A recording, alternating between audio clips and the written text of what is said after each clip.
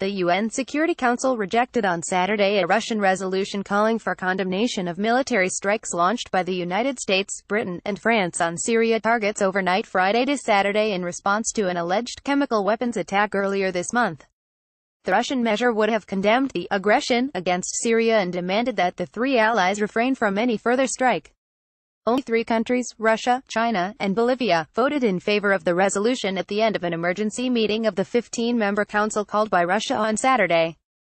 8 countries voted against: the US, Britain, France along with Sweden, the Netherlands, Poland, Kuwait, and Ivory Coast, while Peru, Kazakhstan, Ethiopia, and Equatorial Guinea abstained. A resolution needs at least 9 yes votes to be approved. Get the Times of Israel's daily edition by email and never miss our top stories free sign-up. The vote reflected the deep divisions in the UN's most powerful body, which has been paralyzed in dealing with the 7-year Syrian conflict and chemical weapons use in the country.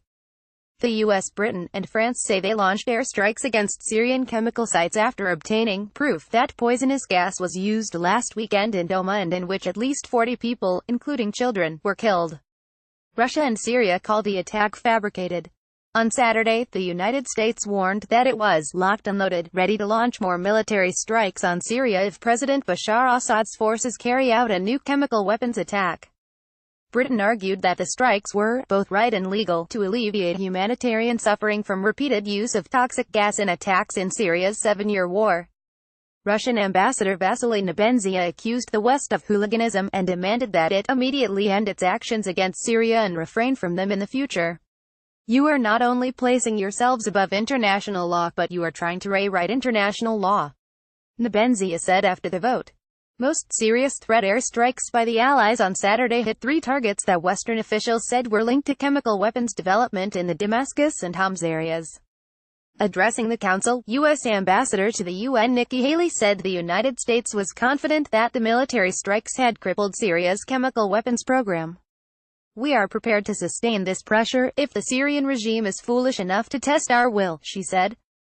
Moving to return to diplomacy, France said it was working with the United States and Britain on a draft resolution that would address chemical weapons use, the humanitarian crisis, and the future of the peace process in Syria. The measure would provide for the creation of an inquiry to identify perpetrators of chemical weapons attacks, allow access for aid convoys and relaunch stalled peace talks in Geneva, French diplomats said.